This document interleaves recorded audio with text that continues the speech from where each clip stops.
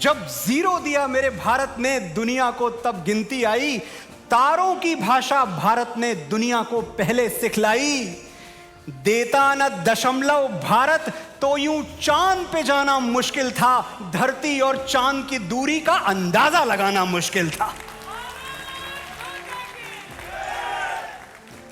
सभ्यता जहां पहले जन्मी है जहां पे कला, अपना भारत वो भारत है जिसके पीछे संसार चला। भा और रथ ये दो धातुएं हैं जिनके मिलने से भारत शब्द बनता है। भा धातु जहां भी प्रयोग होती है वो प्रकाश के अर्थों में प्रयोग होती है। भानु सूर्य, भाया। आभा प्रकाश, भाया। प्रभाकर सूरज, फिर भाया। भास्कर फिर से सूरज, फिर भाया। भा का मतलब प्रकाश और रथ का मतलब लगा हुआ, जुटा हुआ, संलग्न। तपस्या रथ, शिक्षा रथ, साधना रथ। तो भारत का अर्थ क्या हुआ? जो प्रकाश की खोज में रत है वही मेरा और आपका भारत है।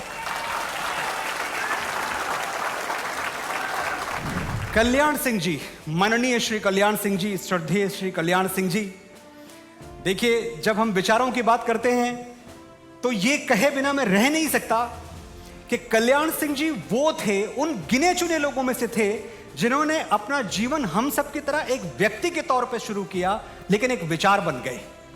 और व्यक्ति का विचार बनना बहुत बड़ी बात है, बहुत बड़ी घटना है। कल्याण सिंह जी के अभिवादन में, उनके सम्मान में, उनकी स्मृति में एक बार तालियां बजा दें ताकि उनको लगे हम उनको याद कर रहे हैं।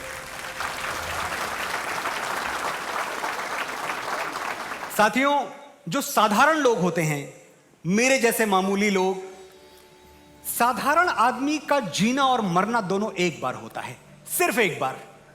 वो एक बार जीता है, एक बार मरता है। लेकिन जो महापुरुष होते हैं कल्याण सिंह जी जैसे, उनका निधन 2 बार होता है। और ये बात बहुत ध्यान से सुनिए, मैं क्यों कह रहा हूं आपसे। साधारण आदमी एक बार जीता है, एक बार मरता है, लेकिन महापुरुष, आदरणीय श्रद्धेय श्री कल्याण सिंह जी जैसे महापुरुष, इनका निधन 2 बार होता है। पहली बार जब वो ये दुनिया छोड़ देते हैं, और दूसरी बार जब ये दुनिया उनसे कुछ सीखना छोड़ देती है।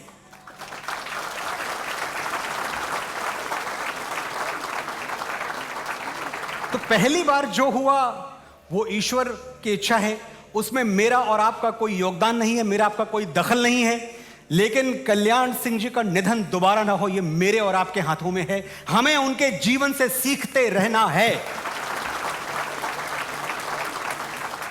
पहले जमीन पर रहता था, अब अंबर का बाशिंदा है। मौत उसे क्या मारेगी, वो जिंदा था, वो जिंदा है।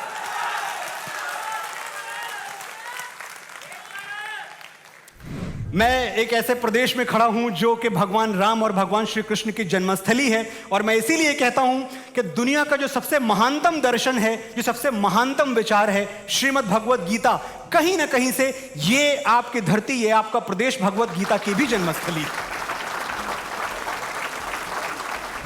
मुझे 1893 याद आता है, तकरीबन 124 साल पहले की बात है, जब हमारे स्वामी श्री विवेकानंद जी शिकागो गए थे। आप सबको पता है, तो ये वही अमेरिका है, ये वही शिकागो है जो आज तक रंग भेद से मुक्त नहीं हो पाया। तो उस वक्त क्या रहा होगा कि एक ब्राउन स्किन आदमी, एक भारत का आदमी, एक गुलाम देश का आदमी, जो उनके लिए पददलित देश है, स्वामी जी ने कहा भाई कोई पुस्तकालय बताओ, जो सबसे बड़ा पुस्तकालय हो यहां का, मुझे वहां जाना है। बताया गया कि शिकागो में एक लाइब्रेरी है, बहुत बड़ी है, सबसे बड़ी लाइब्रेरी है, जाइए वहां। जब उस पुस्तकालय का जो इंचार्ज था उसको पता चला कि स्वामी विवेकानंद आने वाले हैं, तो उसने, जानते हैं क्या किया? उनको परेशान करने के लिए, प्रोवोक करने के लिए, सताने के लिए, उनकी शांति को भंग करने के लिए कई धार्मिक पुस्तकों को एक के ऊपर एक लगा दिया। और सबसे ऊपर क्या रखा? बाइबल। सबसे नीचे क्या रखा? श्रीमद् भगवत गीता। स्वामी जी आए, पुस्तकालय का इंचार्ज ले गया, लाइब्रेरियन, उसने बोला स्वामी जी ये देखिए मैंने सारी किताबें सही क्रम से लगाई हैं क्या? वो जानता था कि स्वामी जी भड़क जाएंगे, बिफर पड़ेंगे। स्वामी जी ने देखा ऊपर से नीचे तक, बोला हाँ एकदम सही लगाया है, ऐसे ही होना चाहिए। लाइब्रेरियन ने कहा फिर से देख लीजिए, शायद आपने ध्यान नहीं दिया कि सबसे ऊपर बाइबल है और सबसे नीचे श्रीमद् भगवत गीता। स्वामी जी मुस्कुराए और बोले, यही क्रम है, ऐसा ही होना चाहिए। ये जो बाइबल तुमने सबसे ऊपर रख ली है, अगर ये गिर जाए तो नीचे की किसी किताब को कोई अंतर नहीं पड़ता, कोई फर्क नहीं पड़ता। लेकिन अगर भगवत गीता गिर गई तो दुनिया की सारी किताबें गिर जाएंगी।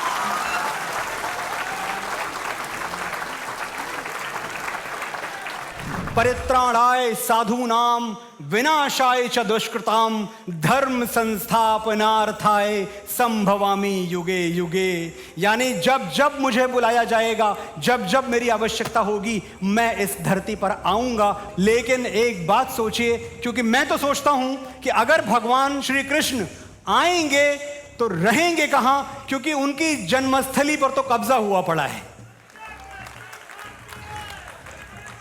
हम राम जन्मभूमि पे नहीं रुक सकते हैं, हमें कृष्ण जन्मभूमि भी चाहिए। चाहिए कि नहीं चाहिए? देखिए, कुछ चीजें हैं जिनसे हमारा कोई सीधा रिश्ता नहीं, पर मजा बहुत आता है। जैसे हवा का चलना, जैसे झरनों का गिरना, जैसे पंछियों का चहचहाना, जैसे बुलडोजर का गड़गड़ाना। ज्ञान व्यापी की इतनी आवाजें आ रही थी वहां से, अब कुछ बोल ही देते हैं ज्ञान व्यापी पे। बोलूं कुछ? कहते हैं फव्वारा है। बताइए, वो गंगाधर जिन्होंने गंगा को अपनी जटाओं में लपेट लिया, उनके श्री विग्रह को, उनके लिंग को कहते हैं फव्वारा है। लानत है इस सोच पे। और आपत्ति किसी को नहीं होती, आपत्ति किसी को नहीं हो रही है। आपत्ति किस बात पे है कि भाई ये शेर जो है ये दहाड़ क्यों रहा है? शेर के दहाड़ने पे आपत्ति है। अरे गली गली में कुत्ते भौंक रहे हैं, कुत्तों के भौंकने पे ऐतराज नहीं है, शेर के दहाड़ने पे ऐतराज। मस्जिद है या शिवाला, ये सच बता ही देंगे, पूछेगी जब अदालत, पत्थर गवाही देंगे।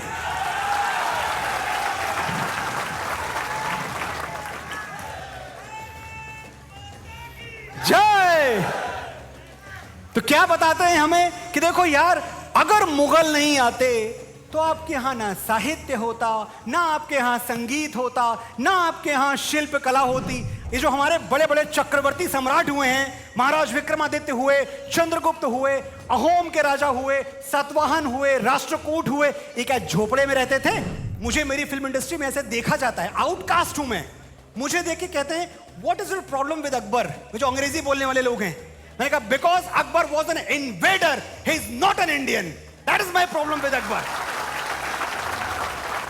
जिस देश में राधा कृष्ण की प्रेम कहानी है, वहां हमें जोधा अकबर दिखाई गई और कहा गया प्यार ऐसे होता है। प्यार की निशानी देखनी है, चित्तौड़ जाइए।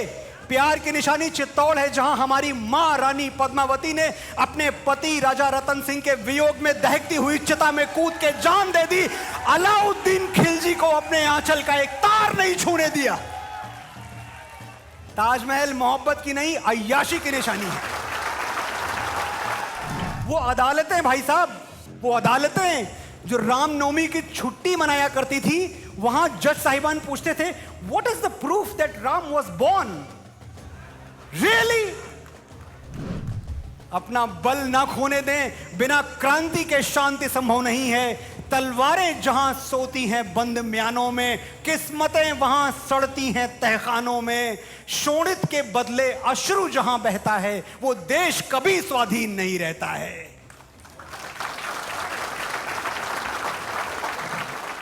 कौन झुका सकता है आपको? कौन हरा सकता है आपको? कौन पराजित कर सकता है आपको? बस अपनी शक्ति ना भूलें। आप याद रखें कि आप भगवान राम के वंशज हैं। आप याद रखें कि आप पवन पुत्र हनुमान के वंशज हैं। हम मोमबत्तियां लेके निकलते हैं, हमारी बहनों का आंचल खींचा जाता है और हम मोमबत्तियां लेके जुलूस निकालते हैं। वो हाथ कंधे से कैसे जुड़ा हुआ है अभी दुपट्टा जिसने किसी बहन का गिराया था। ये मोमबत्तियां मर्दानगी पे लानत हैं कि मर्द वो है जो लंका जला के आया था। याद रखिए हम किसके वंशज हैं। हम महाराणा प्रताप के वंशज हैं। विश्वास मुझे निजवाणी का है, राजपूत कुल प्राणी का, वो झुक सकता है वीर नहीं यदि दूध पिया छत्राणी का। जब आपको यह कहा जाए, कोई आपको आके बताए कि भाई तुम्हारा कुछ नहीं हो सकता, तुमसे नहीं हो पाएगा, आप उसकी आंखों में आंखें डाल के कहिएगा कि सुनो बड़ के शहर और बड़ के नाम वालों, अपने बड़प्पन का झुनझुना कहीं और जाके बजाओ, हमारे तेवर से टकरा गया तो टूट जाएगा। बहुत सुन लिया तुमसे, हमारा बाप ये, हमारा बाप वो, आज हम तुमको अपना शजरा दिखाएंगे। गिनो, आज हम अपने बाप दादा परदादा सबके नाम गिनवाएंगे। पहले दद्दा का नाम नोट करो।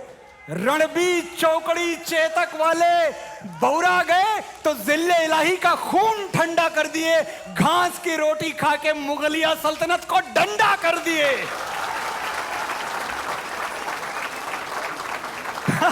हमारे बड़के भैया 14 साल जंगल जंगल जोगी की सवारी फिरती रही और सिंहासन पे उनकी खड़ाऊं राज करती रही। एक कक्कू भी थे हमारे, फूटी आंख से करतब दिखा दिए थे, शब्द भेदी मार के गौरी को गुल्लैया बना दिए थे।